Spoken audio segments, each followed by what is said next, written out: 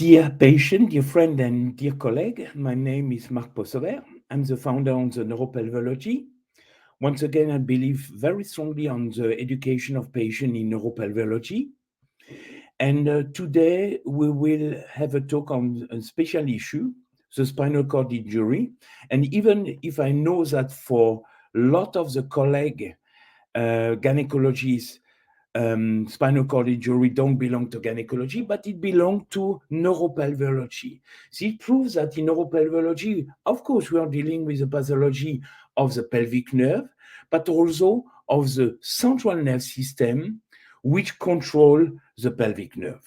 So let's start with the first part of this series focusing on the spinal cord injury, with the understanding. So some generality on this really big issue.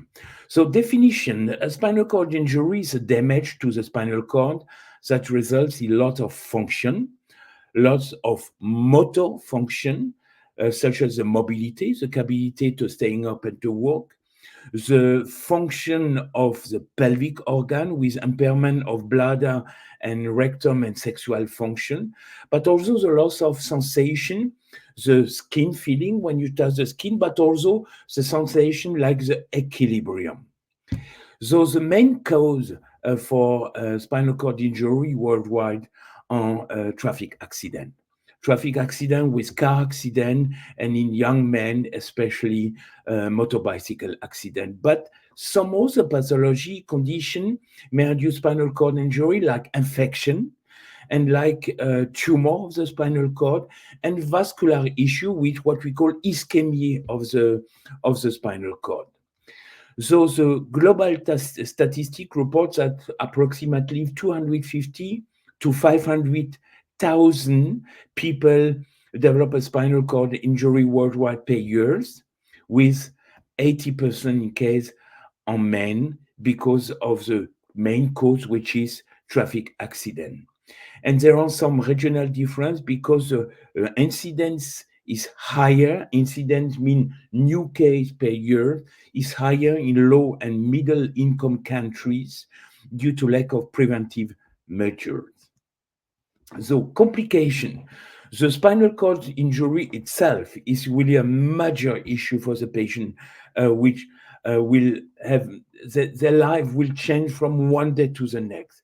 But there are further complications which can occur within third line pneumonia, respiratory complication, and infection. Cardiovascular disease with first the autonomic dysreflection. Autonomic dysreflection usually occur in tetraplegics, that means in high spinal cord injury, and mean that for some reason, from one second to the next, the patient can develop an hypertonia. The blood pressure will increase to a very, very high level and may even induce some bleeding somewhere in the brain or in the rest of the body that can even become fatal for the patient. Of course, because of a long period sitting in a wheelchair or lying, patients with spinal cord injury are exposed for deep vein thrombosis and consequently for pulmonary embolism and risk to be fatal as well. Infection within first line urinary tract infection, especially because of the need of self-catheterization, which is a technique not that easy for tetraplegic who have lost of the capability of use the hand and the fingers. And every infection in the body can develop what we call a sepsis. That means a generalized infection that is really, really difficult to treat with intensive care and a lot of antibiotic. And bladder infection is one of the issues, the main cause for sepsis. The second one is bed sore, is pressure ulcer because of a long period of sitting or lying. And this pressure ulcer are really a big, big medical issue because it takes usually months of hospitalization with several surgery to clean the bed sores, the decubitus, and surgery for recover, for close the skin, and a lot of antibiotic with side effect and so on.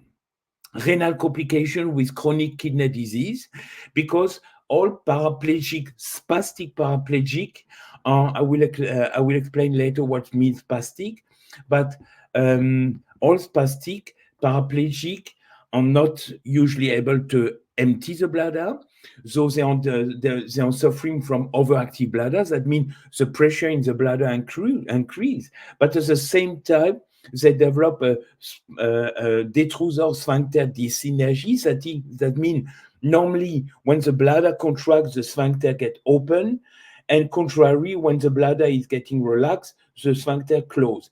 In paraplegic, both close. That means when the bladder contracts and the sphincter are getting closed, the urine will go back to the kidney. And if there are some bacteria, some infection in the bladder, these bacteria will go up to the kidney, and over time will develop chronic kidney disease. Of course, suicide, that is really an issue, especially directly after the accident. That's the reason why all paraplegic or tetraplegic spinal cord injury have to be followed and treated in rehabilitation centrum specialized in spinal cord injury. And of course, the support of the family and friend is very, very mandatory after such an issue. So there are different kind of classification for spinal cord injury, and one is what we call the ASIA classification. So the difference between complete and incomplete. Complete spinal cord injuries, that means below the spinal cord lesion level, there is nothing anymore. No feeling, no movement, no control on anything. And then you have the incomplete. The incomplete, that means there are still there is still a part of the spinal cord that is working, that is still alive.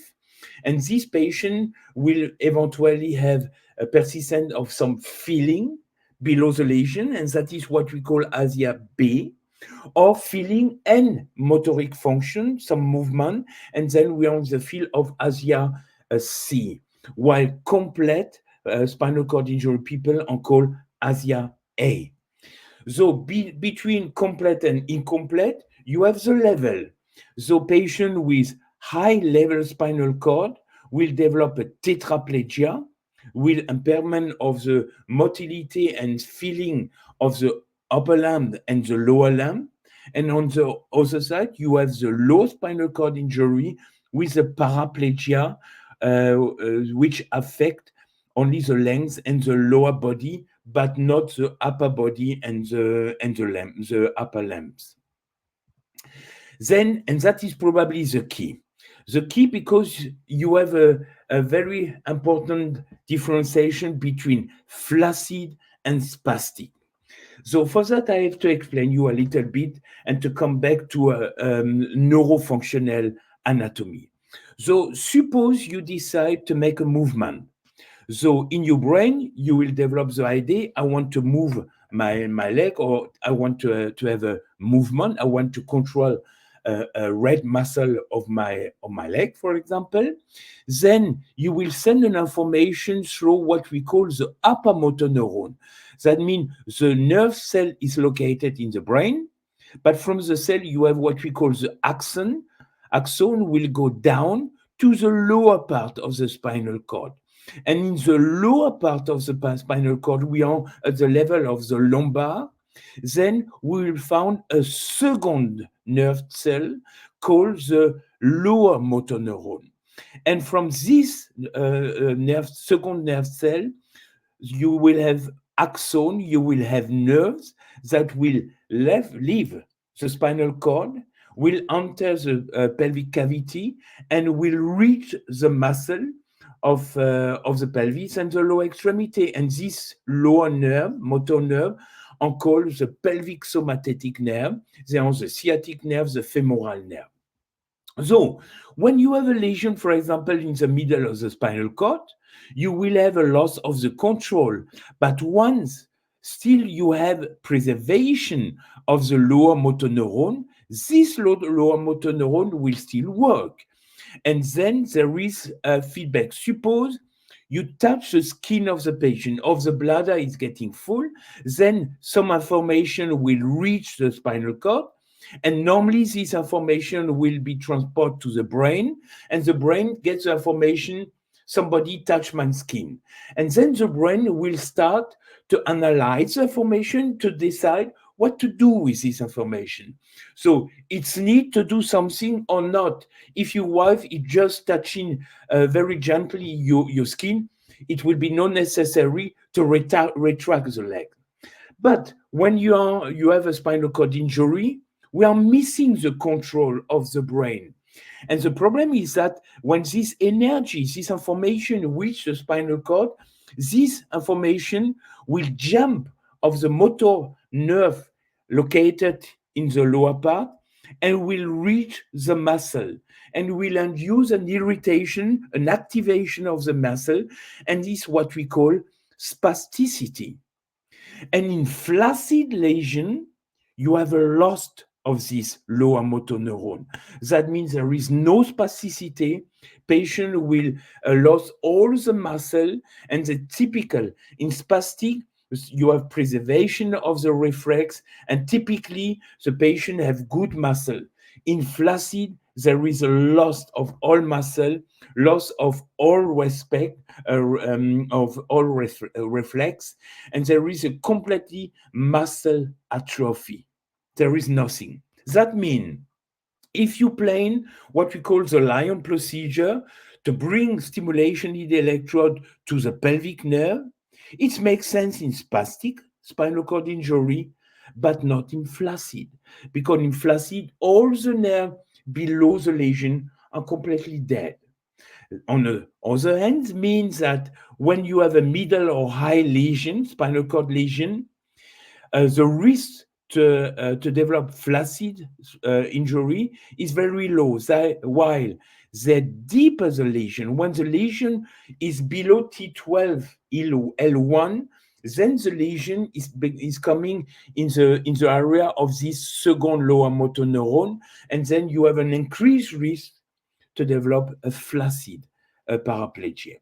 So less a severe lesion from the level, but more severe lesion because there is no any chance to recover through any neurostimulation therapy. Now, there are some new advances in spinal cord injury treatment, and one is the exoskeleton. The exoskeleton means robotic outside the body. So exoskeleton does not cure spinal cord injury. It improves the mobility. Patient with the help of somebody in the family or in rehabilitation setting will be able to come inside this exoskeleton to stand and to walk. The main problem of the exoskeleton is really the price. It's extremely expensive, and that's the reason why most of the paraplegic don't or will never have the opportunity, the capability to have an exoskeleton home. So exoskeleton usually on part of the setting in rehabilitation center. Even more because with exoskeleton, you are dependent from technology and the battery life. You need help to come inside, and definitely the exoskeleton will never give you independency. You will never be free with the exoskeleton. Then we have stem cell therapy, but with stem cell therapy, there is a lot of huge ethical and legal issue because in stem cell therapy, we are using pluripotent stem cell, and there is a risk for tumor formation. That means if you inject stem cell within the spinal cord, you have the risk that this stem cell will start to multiplicate, to develop, and you have the risk that at some point this cell will develop a cancer. And that is really the main issue with stem cell therapy. The second one, of course, if you get foreign tissue in your own body, there is always a risk of immune reaction. And probably the third one is that stem cells are not staying alive for the coming 10 years after injection, but will die after several weeks or several months. So, spinal cord stimulation, that is really an issue. That is really an option. Spinal cord stimulation means you will get a pacemaker, a stimulator device in your back, and this device will provide electricity on the spinal cord. And it will indeed provide some motor and sensory improvement, but mostly in incomplete patient, not really in complete patient. You have the risk of infection, and the risk to get an infection, or every time when you bring a fluoride device in your body, you have the risk of an infection.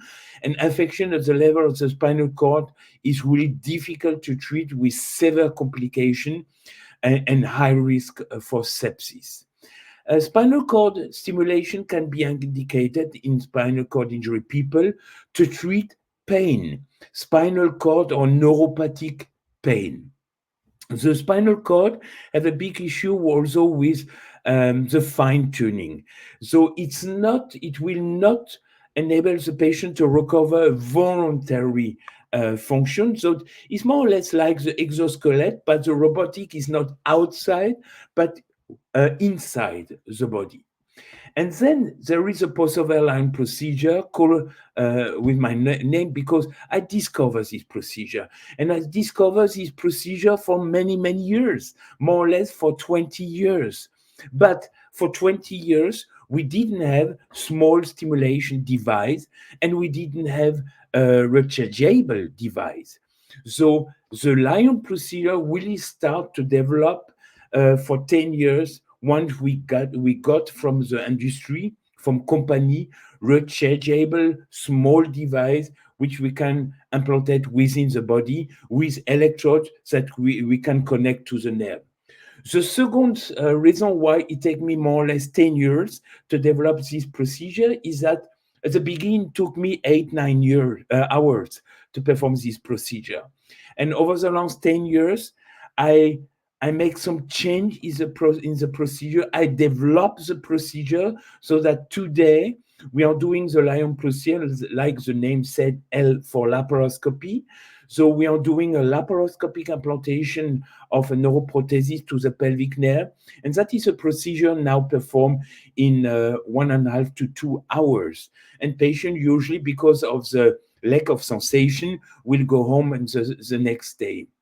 And what we prove over the last 10 years in prospective study is that in more than 150 patients worldwide, we were able to achieve a recovery of walking function for more than 10 meters with a walker or with crutches in 70% of our patients, complete and incomplete, paraplegic and tetraplegic. And when I'm really honest, because most of the tetraplegic are incomplete, while paraplegic are usually unlikely complete, even tetraplegic with incomplete lesion will provide much more from the Lion procedure. So the costs are quite high, as in all therapeutic option because of the cost of the device. We have the risk of infection, but an infection in the pelvic cavity or the pelvic nerve is not that dangerous like in a spinal cord infection. The main problem probably is that actually gynecologists are doing the Lion procedure. And specialists involved in management of spinal cord injured people are usually neurosurgeons. But neurosurgeons are not trained in laparoscopic pelvic surgery. So we hope that in the coming years, through the teaching program of the International Society of Neuropelveology, we will become able to motivate neurosurgeons to come in this field, to try the Lion procedure, but not using laparoscopic approach, but using robotic surgery that makes the procedure much easier for neurosurgeon and the learning curve much faster. Now, the main discovery with the Lion procedure are two. One is that 70% of our patients develop a voluntary motion of the leg. Pacemaker have to be switched on, but the movement is achieved with the own voluntary by the brain of the patient. That means it has the Lion procedure has the capability of cure the spinal cord injury. The second main difference with, for example, the spinal cord stimulation is that when you stimulate the pelvic nerve, you have in this pelvic nerve, you have the part of the nerve in charge of the movement of the lower limbs, of the legs, but you have also what we call the vegetative nerve system. Vegetative nerve are outside the spinal cord. So when you use spinal cord stimulation, you will just achieve stimulation of the spinal cord, but not of the vegetative nerve system. While when you bring stimulation to the pelvic nerve, you will achieve stimulation of the somatic nerve, the nerve in charge of the standing up and locomotion, but you will get also stimulation of the vegetative nerve, which are in charge of vegetative function, mean bone density, so you can treat osteoporosis, vascularization of the skin, you can avoid, decrease the risk for decubitus, with the mental health, with treatment of the depression.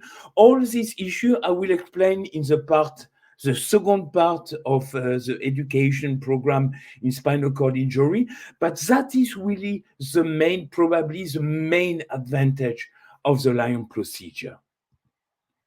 So, once again, if you are making the comparison between the Lion procedure and the spinal cord stimulation, in both kind of stimulation, we have long experience of 10, 15 years. In spinal cord stimulation, there are only small case series already published, while in Lion procedure, we have worldwide more than 150 patients who have undergo this procedure. The Lion procedure promotes the cure of the spinal cord, the spinal cord stimulation matless. Lion can be performed in complete and in incomplete patient, spinal cord more in incomplete. We will have a voluntary control of the leg movement in Lion, in spinal cord just in few patients. Main difference, we have a stimulation of the vegetative nerve system in the Lion procedure that we are not able to achieve with the spinal cord stimulation. And the Lion procedure will make the patient free. The patient will be able to staying up and to walk with crutches or walking by its own. While in spinal cord stimulation, usually there is a computer close to the patient that control the fine-tuning of the stimulation. So here we are in an experimental setting, while Lion procedure is now a routine procedure performed in the hand or by Neuropelveology certified ISO level 3. So now I thank you very much for your attention. That was the part number 1 for management of spinal cord injury from the neuropelveological aspect. On YouTube, you can see a video on the Lion procedure, but in the part 2 of this education series on focusing on spinal cord injury, I will explain the Lion procedure and the advantage of the Lion procedure, not just the capability of staying up and walk, but the capability of to control the vegetative nerve system. So stay healthy and hope to see you very soon again. Thank you for your attention. Have a good day.